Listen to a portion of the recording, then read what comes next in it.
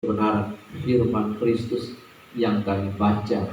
Karena ketika kami baca, kami belajar, mendengar dan melakukan, maka Matius 7:21-24 berkata, kami seperti orang yang membangun rumah di atas batu karang yang kokoh dan teguh.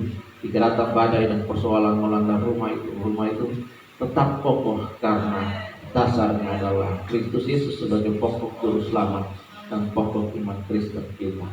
Roh Kudus tolong kami berikan pengertian bagi kami supaya yang menyampaikan dan yang mendengar memperoleh berkat bersama dan bertumbuh di dalam kasih karunia Kristus Yesus, menghasilkan buah pertobatan dan terlebih buah-buah roh kehidupan seperti yang dibahasakan Galatia 5 ayat 16-23. Ada kasih, ada kelemah lembutan Tuhan, ada kemurahan, ada pengampunan dan lain sebagainya. Di dalam nama Tuhan Yesus berkati kami. Terpuji nama Tuhan, dan Dia punya segala kerajaan dan kuasa kemuliaan. Kami sudah berdoa dan mengucap syukur.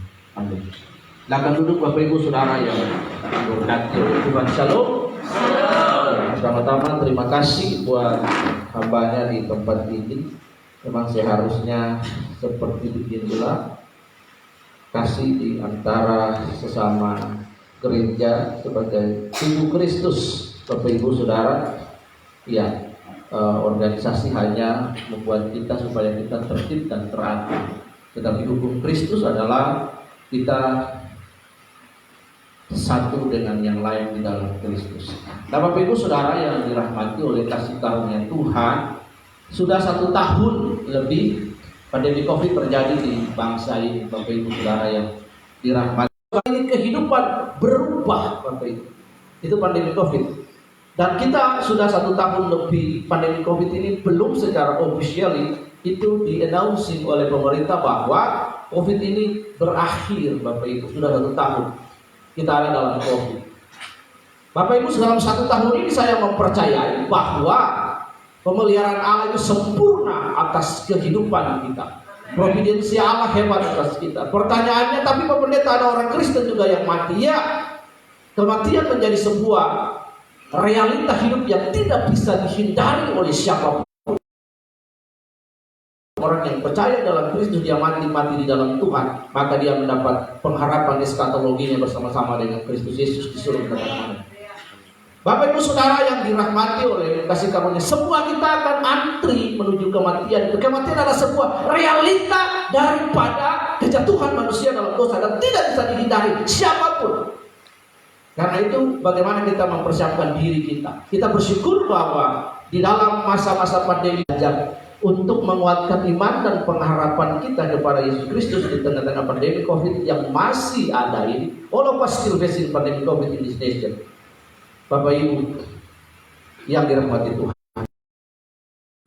Jadi tolong buka 2 Korintus pasal yang ke-13 ayat yang ke-11. 2 Korintus pasal yang ke-13 ayat yang ke-11. Berkat pertamanya adalah, akhirnya saudara-saudaraku, bersukacitalah, usahakanlah dirimu supaya sempurna. Terimalah segala nasihatku, sehati sepikirlah kamu, dan hiduplah dalam damai sejahtera, maka Allah sumber kasih dan damai sejahtera akan menyertai kamu. Bapak Ibu, karena itu Paulus menulis dan berkata finally, akhirnya, artinya kesimpulan dari seluruh surat 1 Korintus dan 2 Korintus, dan dalam 2 Korintus 13 ayat 11 ini dia berkata, akhirnya saudara-saudaraku bersukacita.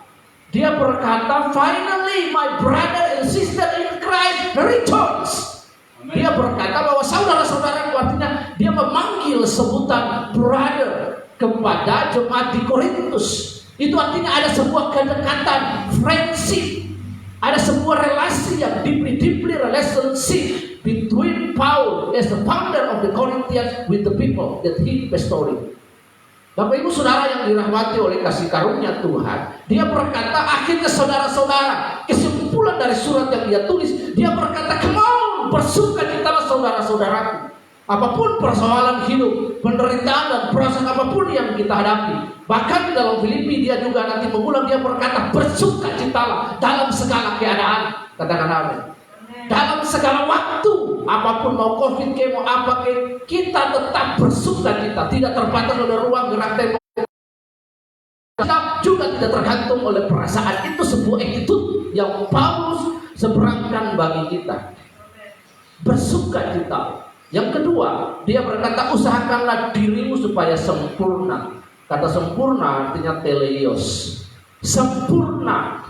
Pada bagian lain, Injil berkata bahwa hendaklah engkau sempurna sama seperti Bapa sempurna. Kita berjuang untuk menjadi sempurna. Ini sudah sering kali, lebih dari satu kali, bahkan kalau saya pulang tuh, saya membantu mertua saya mengangon sapi ke kebun.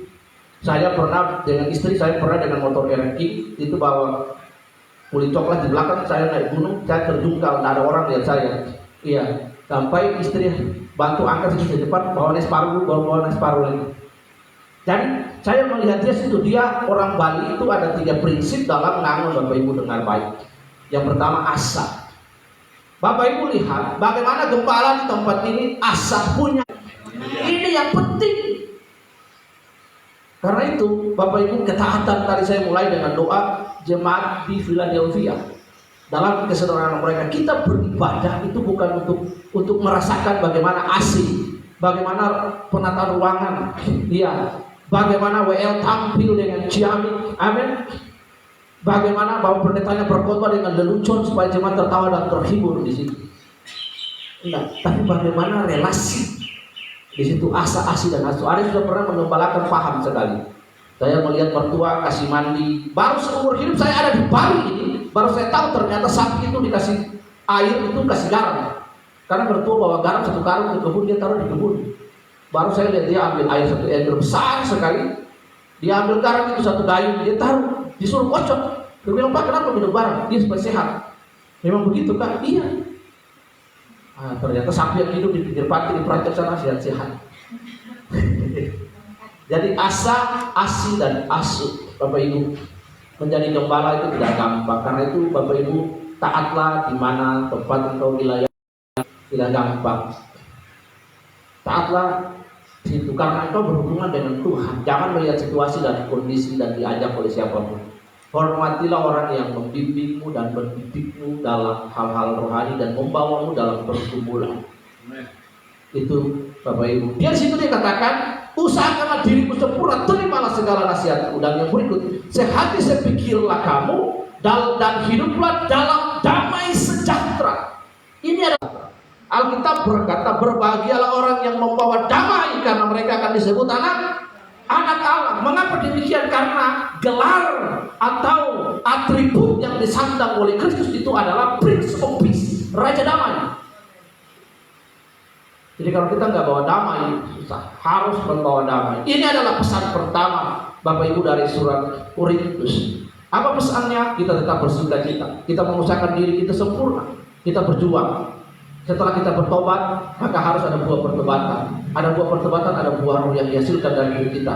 Lalu apa? Kita menerima segala nasihat yang disampaikan dari Alkitab sendiri ketika kita membaca secara pribadi, dari mimbar penggembalaan yang disampaikan oleh gembala Bapak Ibu Saudara yang dirahmati oleh Tuhan. Lalu kita sehati dan sepikir di dalam hal apapun, maka Allah sumber damai sejahtera akan menyertai kamu. Ini adalah poin pertama dari 2 Korintus pasal 13 sebagai kesimpulan dari surat Korintus yang merupakan berkat bagi kita. Yang kedua, kita dapat membaca dalam Efesus pasal yang ke-6 ayat yang ke-10. Ciri yang kedua, Rasul Paulus selalu menutup setiap surat dengan kata loikon atau finally. Ya, Bapak Ibu lihat di sini. Efesus pasal yang ke-6 ayat yang ke-10, bro. Oh, bro. Ya, kita panggil di sana pasti di sana, bro. Ya, akhirnya hendaklah kamu kuat dalam Tuhan dan dalam kekuatan kuasanya loikon and dunamos. Finally, brother and sister, strong in the Lord and His mighty power. Bapak Ibu, di sini akhirnya. Jadi yang kedua, pesan bagi kita di tengah-tengah 1 tahun pandemi COVID ini, di tengah-tengah perjalanan kehidupan Kristen, yang kedua pesan bagi kita adalah kita tetap kuat di dalam Tuhan. Kesaksian Bapak Gembala tadi di tempat ini mengempowering kita, menguatkan kita bahwa without God in our life, tanpa Tuhan dalam hidup kita, maka hidup ini sia-sia. Katakan amin. Keberadaan Allah itu artinya the existence of God around us 24 hour. Jadi keberadaan Allah kita nggak bisa lihat. Kenapa nggak bisa lihat Allah? Kita menjadi kuat, katakan amin. Ini penting. Pembacaan kepada kita, hendaklah kamu kuat di dalam Tuhan.